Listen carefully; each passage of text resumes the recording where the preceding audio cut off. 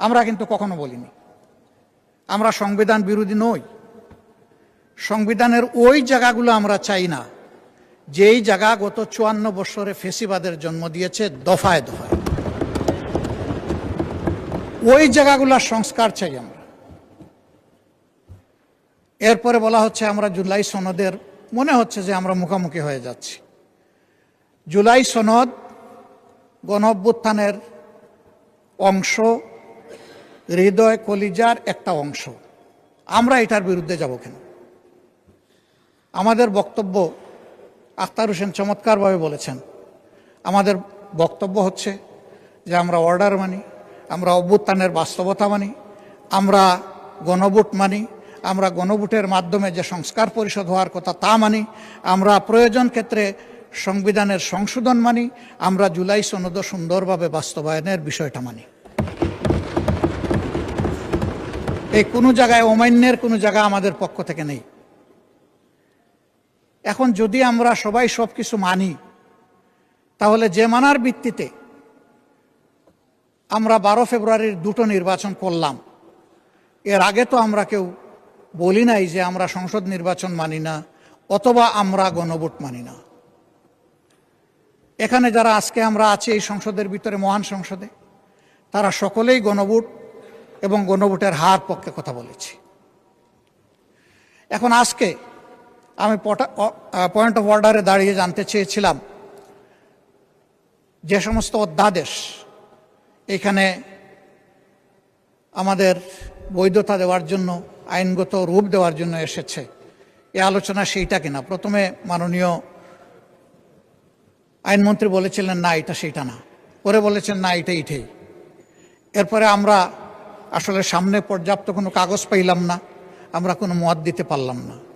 এখন যে ব্যাপারে আমরা কোনো কাগজপত্র পাইলাম না, মত দিতে পারলাম না, এই সিদ্ধান্তগুলোর হাসর কি হবে আমি বুঝতে পারছি না।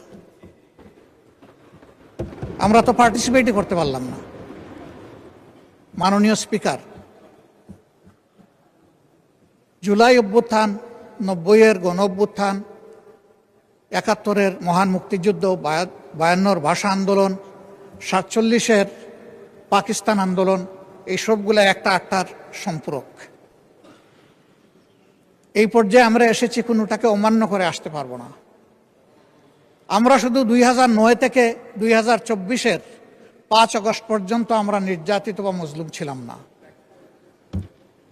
বরঞ্চ প্রথম আঘাতটা শুরু হয়েছিল ২০০৬ সালের ২৮ অক্টোবর।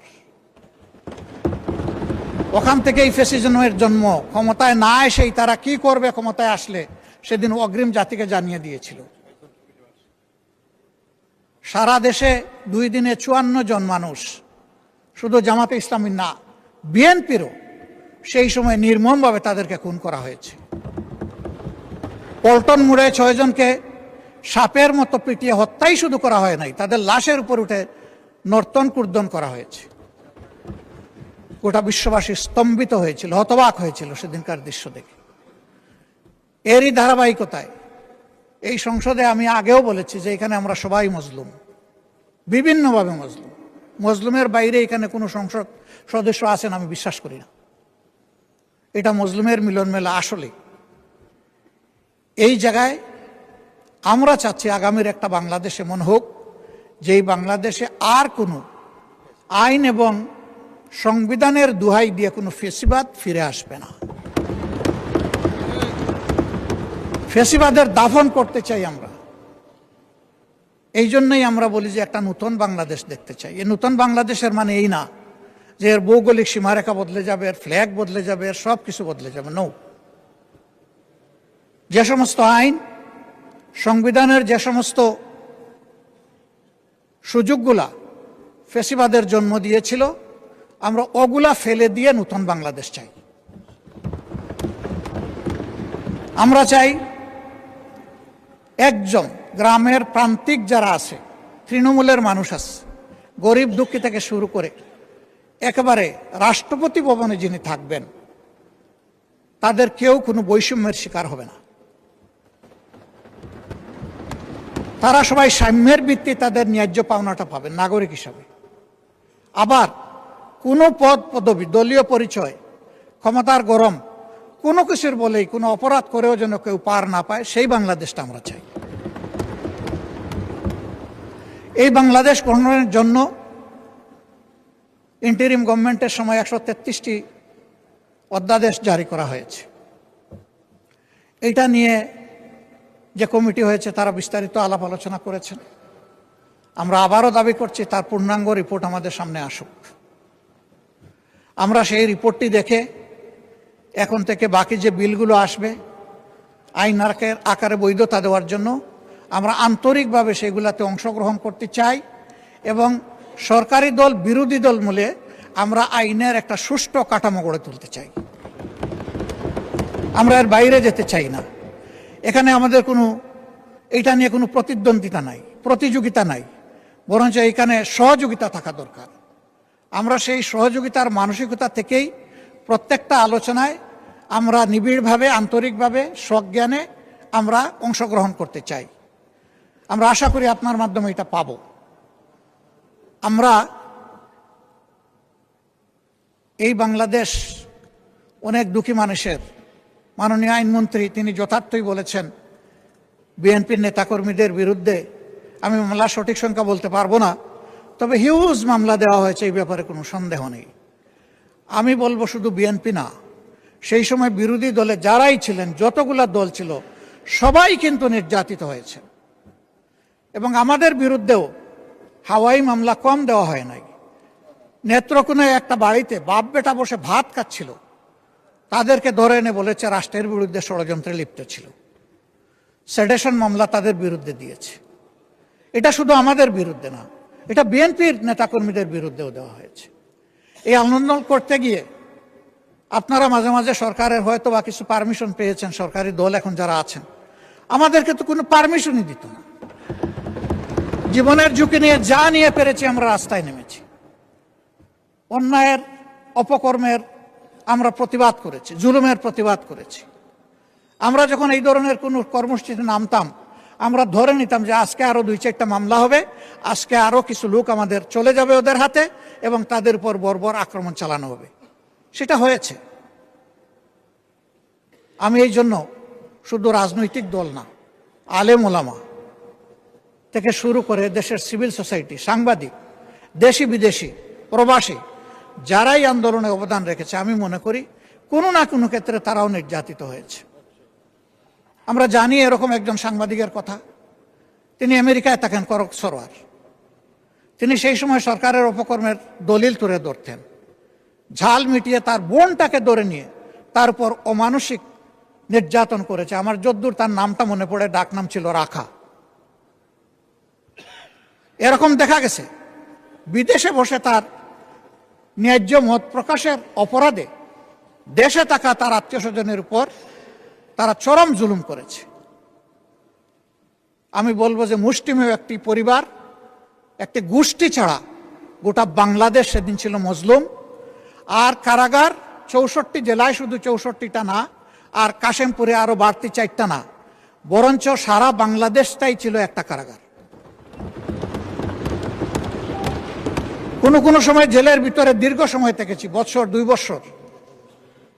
এখানে অনেক সংসদ সদস্যবৃন্দ আমরা একসাথে ছিলাম। সেই সময় দেশের বিষয় আশয় নিয়ে চিন্তা করতাম, নিজেদের সুখ দুঃখ ভাগাভাগি করতাম। ওই সময়টা আমাদের মাঝে কোনো বিরোধ ছিল না, কোনো ডিভিশন ছিল না। আমরা সবাই ছিলাম, আমাদের অবস্থান ছিল বাংলাদেশের পক্ষে, আমরা বাংলাদেশি। কিন্তু আশ্চর্য, এরপরের অধ্যায় দেখি এখন বদলে গেছে। আমরা একজনকে ঠেলে বিনা টিকিটে এক দেশ থেকে আরেক দেশে পাঠিয়ে দিই। টিকিট ছাড়া যাবে কেমনে? টিকিট নাই, ভিসা নাই, চলে যাও অমুক দেশে। আসলে এই ধরনের তৎপরতা আমি করলে ওইটা অন্যায়, অন্য কেউ করলে ওইটা অন্যায়। আমি এটা নিন্দা জানাই। এই সংস্কৃতি বন্ধ হওয়া উচিত। সবই যদি অন্য দেশের দালাল হয়ে যায়, তাহলে এই দেশের নাগরিক হবে কে? আসুন ওই পথ আর দুষাদিশি রাশারাশি ছেড়ে আমরা সবাই এই দেশের হই, জনগণ হই, দেশপ্রেমিক হই। আমি বিশ্বাস করি সকলের অন্তরে দেশপ্রেম আছে। এই অপচর্চাটা বন্ধ হওয়া উচিত। আমি প্রথম দিনই মাননীয় স্পিকারকে অভিনন্দন জানাতে গিয়ে অনুরোধ করেছিলাম যে এই মহান সংসদে আমরা যেন আর এখানে দাঁড়িয়ে কারো চরিত্র হনন করে একটা সেকেন্ডও নষ্ট না করি। এবং আমি আপনাকে অনুরোধ করেছিলাম আপনি এটা এলাও করবেন না। আমি আবার আজকে এটা আপনাকে অনুরোধ করব। এই সংসদ পরস্পরের চরিত্র হননের জন্য নয়। এই সংসদ জাতির দিক নির্দেশনা দেওয়ার জন্য, আগামীর বাংলাদেশ, প্রত্যাশার বাংলাদেশ, যুব সমাজের বাংলাদেশ, মা বোনদের জন্য, নারী সমাজের জন্য একটা নিরাপদ বাংলাদেশ, শিশুদের জন্য বেড়ে ওঠার নিরাপদ বাংলাদেশ আমরা গড়তে চাই। এই দেশটা যদি গড়তে হয় তাহলে আমরা আবারও অনুরোধ করব, যে গণভোটটায় আমরা সবাই রাজি ছিলাম, হা বলতে আমরা সবাই মিলে এখানে ক্যাম্পেইন করেছি, আসুন কোনো বিতর্ক ছাড়া এই গণভোটটা আমরা মেনে নিই। ওই গণভোটের ডিরেকশন অনুযায়ী আমরা যে সংস্কার পরিষদটা গঠন করার কথা, সংবিধান আইন মানুষের জন্যে, আমরা স্বীকার করেছি সবাই সব কিছু আইন মেনে আজকের এই জাতীয় সংসদ গঠিত হয়নি, এই পর্যায়ে আমরা এসে উপনীত হইনি। আমরা আইনের কম্প্রোমাইজ করেই এখানে এসেছি এবং কম্প্রোমাইজ করেছি আমরা দেশ এবং জনগণের স্বার্থে। যদিও সময়সীমা চলে গেছে, আমরা যদি মাইন্ড ওপেন থাকি তাহলে আমরা মনে করি এখন রাস্তা বের করা সম্ভব এবং সেই রাস্তা বের করে আমরা এগিয়ে যাই। যতটুকু সংস্কার হওয়ার সংস্কার হবে, যেখানে সংশোধন হওয়ার সংশোধন হবে। আমরা সংশোধন বিরোধী নই, আবারও একেবারে স্পষ্টভাবে আমি জানিয়ে দিচ্ছি। এবং সংবিধান সংশোধনের কাজটা এবং আইন রচনার কাজটাই তো আমাদের কাজ। এই কাজে আমাদের পূর্ণ সহযোগিতা পাবেন। এটি একটি রুটিন কাজ, এটা আসবে, এটার জন্য আলাদা নোটিশ এবং প্রস্তাব আনার কোনো প্রয়োজন আছে আমি মনে করি না। আর যে প্রস্তাবটা এখানে আলোচিত হচ্ছে, এখনো আমরা জানতে পারলাম না অনুরূপ আরেকটা প্রস্তাব 30 তারিখ যেটা উত্থাপিত হয়েছিল মার্চ মাসের, সেটা আর কি হলো। সেটা যদি কোনো কিছু না হয়ে থাকে তাহলে পেন্ডিং একটা বিষয়ে প্রস্তাব থাকা অবস্থায় আরেকটা মুলতবি প্রস্তাব আসতে পারে কিনা আমি এই কার্যপ্রণালী বিধি পড়ে এটা বুঝতে পারি নাই। যেহেতু আমি নবীন সদস্য, আমাকে একটু বুঝাই দিলে আমি খুশি হব। আদৌ এই ধরনের কোনো সুযোগ আছে কিনা, যদি না থাকে তাহলে এই প্রস্তাব এখানে আলোচনার কোনো দাবি রাখে না। আলোচনা হয়ে গেছে, আমরা এটা ফিরিয়ে নিতে পারবো না, কিন্তু আলটিমেটলি আমি অনুরোধ করব, আমি বিশ্বাস করি এটার কোনো সুযোগ নাই, এটা যেন কগনিজেন্সে নেওয়া না হয়। মাননীয় স্পিকার, সময় আপনার হাতে কিছু বাছাইয়া দিয়ে আমি বিদায় নিচ্ছি। ধন্যবাদ আপনাকে।